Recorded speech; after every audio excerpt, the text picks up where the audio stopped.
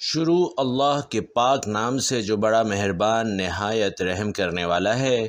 ناظرین کرام، قرآن کی وہ صورت جس کی تلاوت خود اللہ تعالیٰ کرتے ہیں۔ یہ صورت غریبوں کو امیر، بیماروں کو صحت مند اور حاجت مندوں کو حاجت پورا کرتی ہے۔ بھائیوں اور بہنوں، قرآن پاک کی سب سے پرسکون اور آنکھیں روشن کرنے والی صورت، جو بندہ روزانہ اس صورت کو پڑھتا ہے فرشتے اسے گھیر لیتے ہیں۔ یہ صورت غریبوں کو امیر، بیماروں کو صحت مند اور حاجت مندوں کی حاجت کو پورا کرتی ہے۔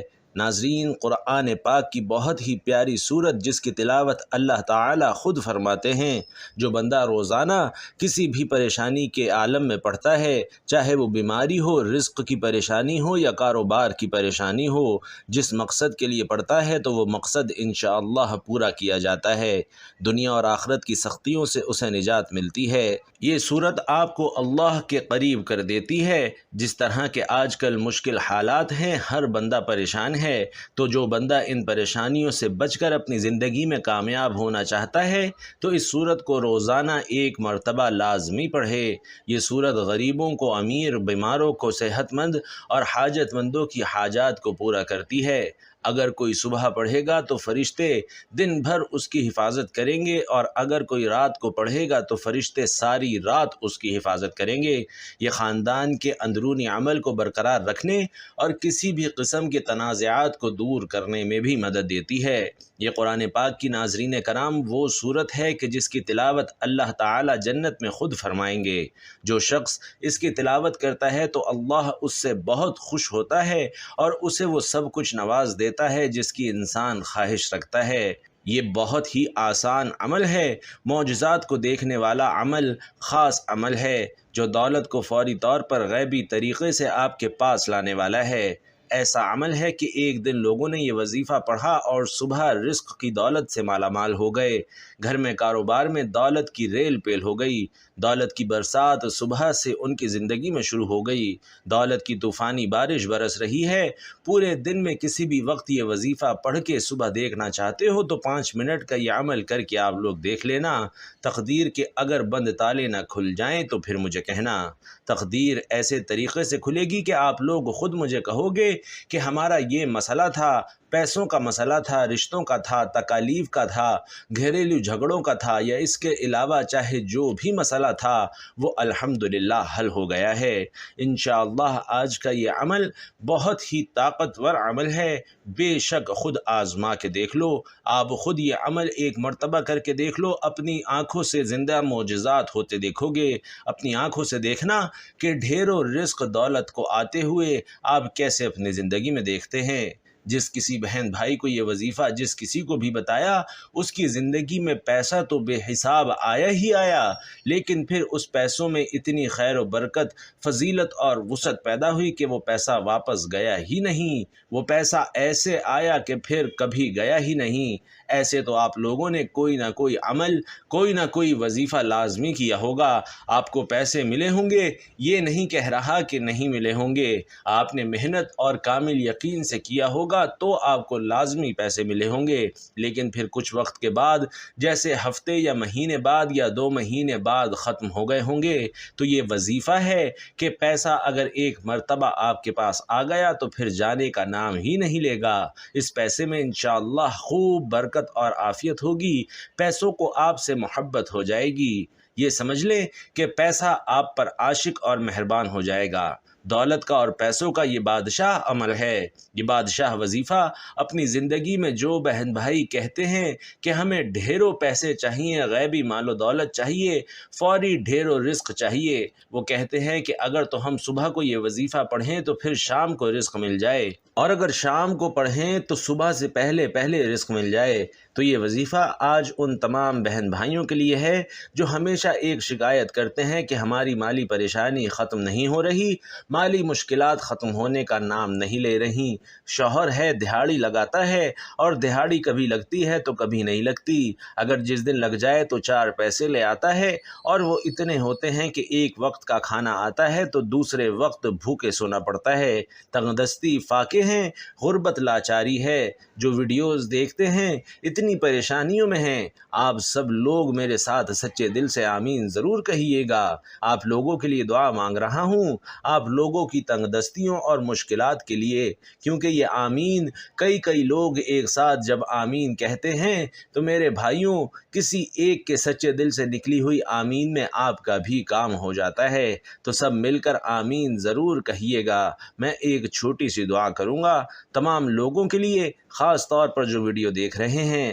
اے اللہ، اے میرے پیارے اللہ، جو بھائی بہن تنگ دست، غریبی اور مفلسی میں جی رہے ہیں، ان کے پاس پیسے کی کمی ہے، رزق کی کمی ہے، مال و دولت کی کمی ہے، اولاد کی کمی ہے، اولاد ہے لیکن وہ فرما بردار نہیں ہے، میرے مولا غیب سے ان کو ڈھیروں رزق عطا کر، انہیں دولت عطا کر، ان کے پاس اتنا پیسہ آ جائے کہ جو میرے بہن بھائی اس وقت یہ ویڈیو دیکھ رہے ہیں ان کے پاس اتنی دولت آ جائے کہ وہ خود محلے بھر میں غریبوں اور مستحق لوگوں میں بانٹ کر تھک جائیں، اور پھر بھی سمجھ نہ آئے کہ مزید مستحق افراد کہاں سے تلاش کریں، اور دولت پھر بھی ختم نہ ہو۔ اے میرے اللہ پاک، جو میرے بھائی بہن پریشان حال ہیں، اے میرے مولا پاک تو ان کی مدد کر، تمام دنیا کے مسلمانوں کی مدد کر، آمین۔ اے اللہ پاک، ہم نے جو کچھ بھی مانگا ہے وہ سب کچھ ہمیں اپنے فضل و کرم سے عطا کر دے، اور جو نہیں مانگ سکے وہ بھی عطا کر دے، آمین یا رب العالمین۔ میرے بھائیوں اور بہنوں آمین لازمی کہیے گا۔ اور جو آپ کو ابھی بتانے لگا ہوں ناظرین، یہ وظیفہ آپ نے اللہ تعالیٰ پر پورا یقین اور اپنے اللہ سے پوری امید رکھتے ہوئے کرنا ہے۔ کسی بھی صورت میں آپ کو مایوس نہیں ہونا، کیونکہ اچھے اور برے حالات ہمیشہ کے لیے نہیں ہوتے۔ آپ نے نا امیدی کا شکار نہیں ہونا، کیونکہ زندگی بھی عجیب ہے، کبھی کبھی یہ اتنی خوبصورت لگتی ہے کہ جی چاہتا ہے کہ ہمارا ناطہ ہمیشہ کے لیے زندگی سے جڑا رہے، اور کبھی بھی یہ ناطہ نہ ٹوٹے، اور کبھی جب زندگی ہماری امیدوں اور توقعات پوری کرنے میں ناکام رہتی ہے تو دل کرتا ہے کہ یہ زندگی جلد ختم ہو جائے، مگر حقیقت یہ ہے کہ دکھ اور درد میں وقت طویل سے طویل تر ہوتا جاتا ہے۔ اس طویل سفر سے انسان ہار کر مایوسی کا شکار ہو جاتا ہے۔ انسان خود بھی نہیں سمجھ پاتا کہ آخر اس ساری صورتحال سے نمٹا کیسے جائے۔ ناظرین، انسان کی فطرت ایسی ہے کہ اسے زندگی میں سب کچھ اپنے مطابق چاہیے، سب اس کی مرضی اور منشا کے مطابق نہیں ہوتا تو وہ نا امید اور مایوس ہو جاتا ہے، ساتھ ہی اسے یہ احساس ستاتا ہے کہ اب اسے مزید نہیں جینا۔ انسان بنیادی طور پر جلد باز واقع ہوا ہے، اگر اسے کچھ حاصل کرنا ہو تو وہ اس کے لیے تگ و دو کرتا ہے، دعائیں مانگتا ہے، محنت کرتا ہے، مگر جب اس کی منشا کے مطابق اسے پھل نہیں ملتا تو وہ تھک جاتا ہے، اور اسی تھکن میں وہ مایوسی کے اندھیرے میں اپنا وجود، اپنی امید اور اپنا یقین کھو بیٹھتا ہے، اسے زندگی بے رنگ لگنا شروع ہو جاتی ہے، دوسرے الفاظ میں اس کی زندگی میں دلچسپی ختم ہو جاتی ہے۔ مگر یاد رکھیے کہ کچھ بھی ہمیشہ کے لیے نہیں ہوتا۔ وقت کی ایک خوبصورتی یہ ہے کہ یہ کبھی بھی ایک جیسا نہیں رہتا، مشکل ہو تو آسانی بھی مل ہی جاتی ہے، حالات چاہے جتنے بھی کٹھن ہوں، مشکلات کے بادل جتنے بھی کالے کیوں نہ ہوں، آسانی کی صبح کا سورج ضرور طلوع ہوتا ہے، نہ دکھ سدا رہتا ہے نہ سکھ سدا رہتا ہے۔ ایسے ہی ناکامی اور کامیابی بھی ہمیشہ کے لیے نہیں ہے۔ اس کے لیے سب سے اہم بات یہ ہے کہ انسان کو کبھی بھی مایوس نہیں ہونا چاہیے، بلکہ مشکلات کے آنے پر مایوسی کے اندھیروں میں بھی امید اور یقین کا چراغ جلاتے رکھنا چاہیے، کیونکہ اگر انسان مایوسی کے اندھیرے میں امید کا چراغ جلاتا ہے تو اس کی روشنی انسان کے وجود کو منور کر دیتی ہے، اس روشنی سے انسان باطنی اور ظاہری طریقے سے مزید مضبوط ہو جاتا ہے، وہ سمجھ جاتا ہے کہ یہ ناکامی اور مشکل وقت سب عارضی ہے، وہ اس حقیقت سے آشنا ہو جاتا ہے کہ یہ زوال، یہ مشکلات سب انسان کی ہمت کو جانچنے کے لیے قدرت نے پیمانے بنائے ہوئے ہیں، کیونکہ یہ بھی حقیقت ہے کہ انسان اپنی فتح اور کامیابی سے اتنا مضبوط نہیں ہوتا جتنا وہ اپنے زوال اور ناکامی سے مضبوط ہوتا ہے۔ حقیقت میں مشکل اور نامساعد حالات میں انسان کو اپنی خود کی پہچان ہوتی ہے، اور اسی عمل میں اسے اپنے وجود کا ادراک ہوتا ہے۔ انسان اپنی چھپی ہوئی خوبیوں کو جانچنے کے لیے مزید مضبوط ہوتا جاتا ہے، اسے اپنے سے وابستہ رشتوں کی پہچان بھی ہوتی جاتی ہے، اور وہ آسانی سے جان لیتا ہے کہ کون اس کے ساتھ مخلص ہے اور کون نہیں ہے۔ انسان کے لیے مشکل وقت گزارنا بہت مشکل ہو جاتا ہے، اور اس وقت کو مزید مشکل انسان کے اپنے منفی خیالات بناتے ہیں۔ انسان حقیقت میں اپنے خیالات کے ذریعے ہی یرغمال بنتا ہے، اور وہ سمجھتا ہے کہ وہ زندگی کی دوڑ سے باہر ہو گیا ہے، اس کے دیگر ساتھی تو بہت آگے نکل چکے ہیں اور وہ سب سے پیچھے رہ گیا ہے، سب کچھ ہار چکا ہے۔ منفی خیالات صورتحال کو مزید پیچیدہ کر دیتے ہیں اور انسان کی سوچ کو مزید الجھا دیتے ہیں۔ اس لیے اگر مشکل حالات آ جائیں تو سب سے پہلے اپنے خیالات کو مثبت رکھیں۔ یہی کوشش کریں کہ جو کچھ زندگی میں بہتر حاصل کیا ہے اسے یاد رکھا جائے، تاکہ یہ محسوس کیا جا سکے کہ زندگی آپ پر کتنی مہربان رہی ہے، اور اسی سوچ سے امید پیدا ہوگی کہ اس بار بھی انشاءاللہ زندگی مہربانی ہی کرے گی۔ ساتھ میں یہ سوچ بھی مضبوط رکھنی چاہیے کہ ہر طوفان آپ کی زندگی کو تباہ کرنے کے لیے نہیں آتا، کچھ طوفان آپ کے راستے صاف کرنے کے لیے بھی آتے ہیں۔ امید کے ساتھ یقین بھی ہونا چاہیے کہ جس رب نے اس دنیا میں بھیجا ہے وہ کبھی بھی ہم سے غافل نہیں ہوتا۔ رب نے قرآن میں بھی انسان سے کچھ وعدے کیے ہیں، اور بے شک اس کے سب وعدے سچ ہیں۔ قرآن پاک میں ہے کہ ہر مشکل کے بعد آسانی ہے، پھر فرمایا کہ انسان کی ہمت سے زیادہ اس پر بوجھ نہیں ڈالا جاتا۔ اس لیے انسان جب امید اور یقین کا دامن تھام لیتا ہے تو اسے احساس کے اس وجود میں گھر جاتا ہے کہ امید اور یقین ہی وہ واحد سہارا ہیں جن کے ذریعے وہ اپنے مشکل اور ناپسندیدہ حالات سے نبرد آزما ہو سکتا ہے۔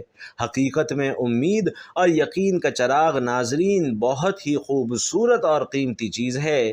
یقین جانیے یہ ایسا چراغ ہے کہ جو کسی بھی مردہ وجود اور بے جان خواہشات کے اندر ایک نئی روح پھونک دیتا ہے۔ اس چراغ کی روشنی اتنی خوبصورت اور معطر ہے کہ انسان اس کی خوشبو سے خود کو پرنور محسوس کرتا ہے، کیونکہ اس کی روشنی اپنے اندر ایک خاص جادوئی طاقت رکھتی ہے، اور اسی جادوئی طاقت کے ذریعے سے انسان کی سب مایوسی اور پریشانی بھی ختم ہو جاتی ہے۔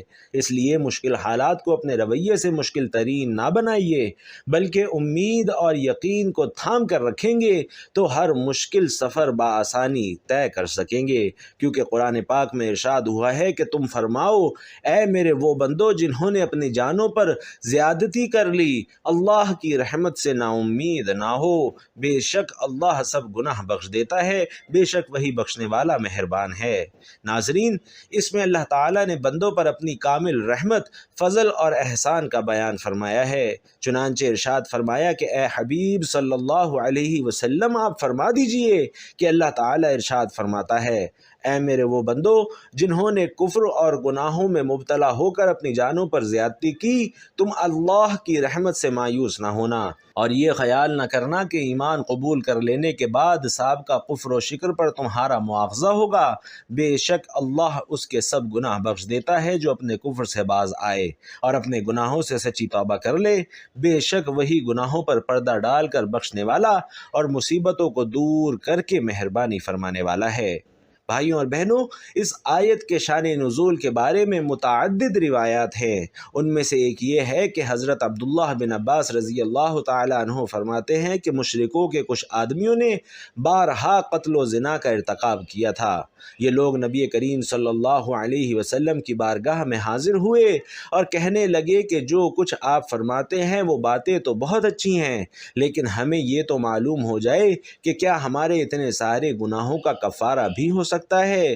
اس پر یہ آیت نازل ہوئی، اور وہ جو اللہ کے ساتھ کسی دوسرے معبود کی عبادت نہیں کرتے اور اس جان کو ناحق قتل نہیں کرتے جسے اللہ نے حرام فرمایا ہے، اور بدکاری نہیں کرتے۔ اور یہ آیت نازل ہوئی جس کا ترجمہ ہے کہ تم فرماؤ اے میرے وہ بندو جنہوں نے اپنی جانوں پر زیادتی کی، اللہ کی رحمت سے مایوس نہ ہونا۔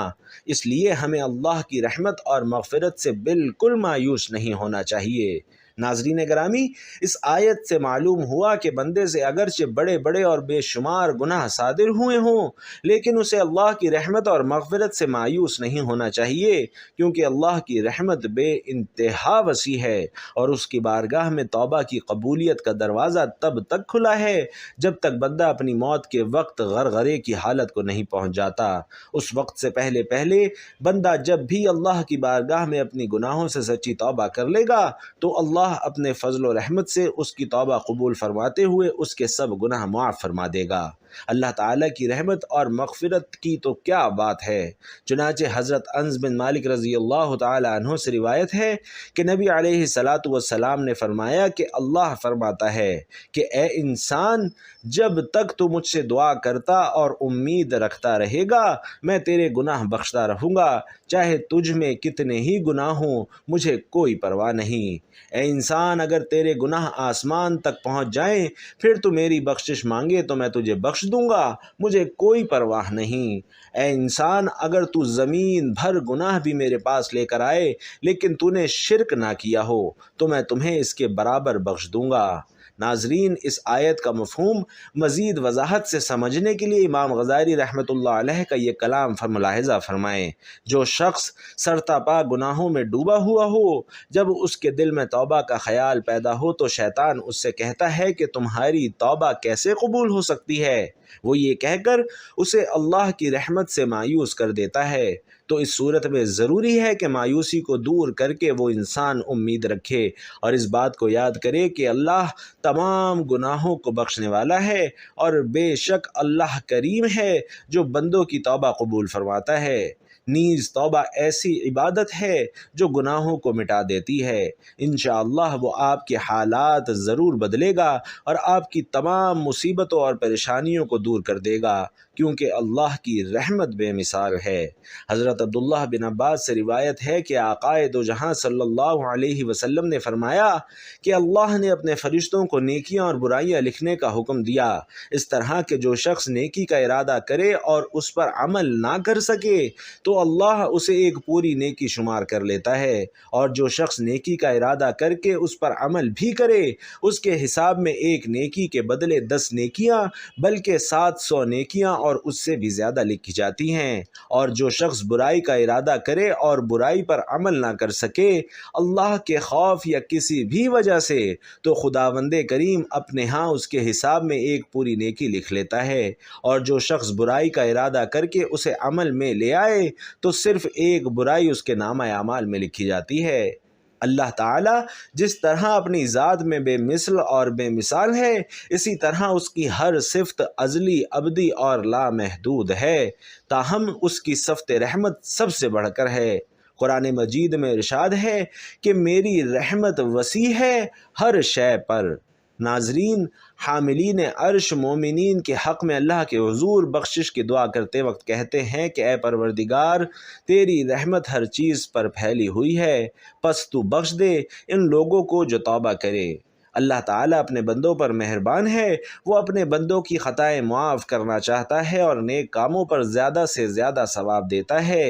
ارشاد باری تعالیٰ ہے کہ جو کوئی ایک نیکی لاتا ہے اس کے لیے 10 گنا اجر ہے، اور جو کوئی ایک برائی لاتا ہے تو اسے بس اس کی جزا ملے گی اور لوگوں پر ظلم نہیں کیا جائے گا۔ بھائیوں اور بہنوں، اللہ اپنے بندوں پر بے حد مہربان ہے، بس اس کی رحمت کا دروازہ کھٹکھٹانے کی ضرورت ہے۔ ایک حدیث میں ہے کہ اللہ کے پاس 100 رحمتیں ہیں، ان میں سے ایک رحمت اس نے جن، انسان، چوپایوں اور زہریلے جانوروں میں بھیجی ہے، اور اس رحمت کے سبب سے وہ آپس میں پیار، محبت اور مہربانی کرتے ہیں، جبکہ 99 رحمتوں کو اللہ نے قیامت کے لیے اٹھا رکھا ہے کہ وہ ان سے اس دن اپنے بندوں پر رحم کرے گا۔ اور ایک روایت میں ہے کہ ایک شخص جس نے کبھی کوئی نیک کام نہیں کیا تھا، موت کے وقت اپنے گھر والوں سے کہا کہ جب میں مر جاؤں تو مجھے جلا دینا، پھر آدھی راکھ جنگل میں اڑا دینا اور آدھی دریا میں بہا دینا۔ خدا کی قسم، اگر اللہ نے مجھ پر قابو پا لیا تو وہ مجھے ایسا عذاب دے گا جیسا دنیا میں پہلے کسی کو نہ دیا گیا ہوگا۔ جب وہ بندہ ناظرین مر گیا تو اس کے بیٹوں نے اس کی وصیت کے مطابق عمل کیا۔ اللہ نے دریا کو حکم دیا اور اس کے اندر کی راکھ جمع کی، پھر جنگل کو حکم دیا اور اس کے اندر کی راکھ جمع کی، اور پھر اللہ نے اس سے پوچھا کہ تو نے ایسا کیوں کیا؟ اس نے عرض کیا کہ پروردگار، تیرے خوف سے، اور تو یہ بات خوب جانتا ہے۔ اس پر اللہ نے اسے بخش دیا، اگرچہ اس شخص کی وصیت غلط تھی، مگر اللہ تعالیٰ کے اس خوف کی وجہ سے اسے بخش دیا گیا جو اسے قیامت کے دن اللہ کے سامنے کھڑے ہونے سے تھا۔ پس اللہ سے خوف کھانا اللہ کی رحمت کو متوجہ کرتا ہے۔ تو ناظرین، آپ نے بھی اپنے رب پر توکل کرتے ہوئے یہ عمل کرنا ہے۔ آج ایک ایسا عمل کرنا ہے، ایسا وظیفہ کرنا ہے جس سے گھر کے اندر رزق کی فراوانی ہو جائے گی، اور انشاءاللہ اتنا رزق ملے گا کہ آپ کا نصیب بدل جائے گا۔ یہ آزمودہ وظیفہ آج آپ کو بتا رہا ہوں۔ ناظرین، اگر اللہ کے نام پر صدقہ کر دیا جائے اچھی اور پیاری چیز کا، تو یہ کیا ممکن ہے کہ پھر اللہ کی مدد نہ آئے؟ یہ ممکن ہی نہیں ہے۔ اصل صدقہ وہی ہوتا ہے جو اچھی چیز کا ہو، اصل صدقہ وہی ہوتا ہے جو آپ کی پیاری چیز کا ہو۔ اللہ تو آپ کے دلوں کے حالات کو خوب جانتا ہے۔ اگر دل کے اندر اچھائی ہوگی، خلوص، محبت، اخلاص ہوگا تو فیصلے اس پر ہوں گے، اور تو کسی چیز پر نہیں ہے۔ تو میٹھی چیز اور وہ چیز جس پر آپ کی محنت ہو، آپ بھی یقیناً کرتے ہوں گے۔ صدقے میں میٹھی چیز سے مراد یہ ہوتا ہے کہ آپ چینی بھی دے سکتے ہیں۔ اس کے علاوہ اور بھی کافی چیزیں ہوتی ہیں، دکانوں سے مل جاتی ہیں، تو آپ ان میں سے کوئی بھی لے سکتے ہیں، لیکن اس میں یہ ہوگا کہ اگر سب سے اچھی چیز دو گے تو اس کا نتیجہ بھی سب سے اچھا ملے گا۔ یہ صدقہ اللہ کے راستے پر دینا ہوتا ہے۔ اگر تم اپنے بچوں کے لیے اچھی چیز کا انتخاب کرتے ہو تو کیا یہ ممکن نہیں کہ اگر آپ کسی کو اچھی چیز دینا چاہو تو وہ اچھی نہ ہو؟ دل تو مطمئن ہونا چاہیے کہ میں اچھی چیز دے رہا ہوں۔ اگر آپ کا دل مطمئن ہوگا اور آپ کو یقین ہوگا کہ میں اچھی چیز ہی دے رہا ہوں، وہی زیادہ مؤثر ہوگی اور زیادہ اچھا نتیجہ ملے گا، اور وظیفہ بہترین اثر انداز ہوگا، کیونکہ اگر جان اور مال لگے تو پھر قدر بھی ہوتی ہے، اس کی عزت بھی ہوتی ہے، اس کے دل کے اندر کچھ احساسات بھی ہوتے ہیں۔ اگر عام ہی چیز ہو، آپ کا زور بھی نہ لگے، تو پھر یہ ایسی چیز نہیں کہ ایک تو اللہ کے راستے پر دینا بھی ہو تو اللہ کے راستے پر آپ چھولے دیں، کوئی سستی اور گھٹیا چیز دیں، کوئی ایسی چیز دیں جس کی آپ کی نظر میں کوئی وقت نہ ہو۔ ناظرین، خیر گھٹیا تو کوئی چیز نہیں ہوتی، لیکن ویسے اگر آپ خود کھائیں تو اچھی چیز کھائیں اور دوسروں کو ایسی چیز دیں جو قابل استعمال نہ ہو، تو یہ فرق نہیں ہونا چاہیے۔ جو خود کھاتے ہیں وہی اللہ کی راہ میں بھی دیں، یہ اصل چیز ہوتی ہے۔ اللہ نے وہ چیزیں نہیں دیکھنی، بلکہ آپ کا اخلاص، آپ کا ایمان اور یقین دیکھنا ہے کہ آپ کے اندر کتنا خلوص، کتنا اخلاص، کتنی محبت ہے۔ تو ان چیزوں کو ملحوظ خاطر رکھ کے عمل کیا کریں۔ ناظرین، وقت کی نزاکت کو مد نظر رکھتے ہوئے اب ہم وظیفے کی طرف چلتے ہیں۔ کوئی بھی وظیفہ شروع کرنے سے پہلے درود پاک لازمی پڑھا کریں، کیونکہ درود پاک پڑھنے کی بہت سی فضیلت اور برکات ہیں۔ درود پاک پڑھتے رہنے سے انسان کی دنیا اور آخرت دونوں سنور جاتے ہیں۔ تو سب سے پہلے 11 مرتبہ درود پاک پڑھنا ہے۔ درود ابراہیمی جو نماز کے اندر بھی پڑھا جاتا ہے، کوشش کریں کہ درود ابراہیمی ہی پڑھیں، کیونکہ اس کی فضیلت سب سے زیادہ ہے۔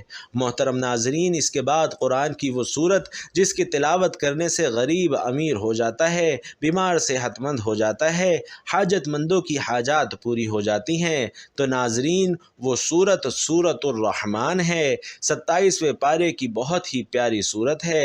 الرحمن اللہ کے خوبصورت ناموں میں سے ایک نام ہے جس کا مطلب ہے رحم کرنے والا۔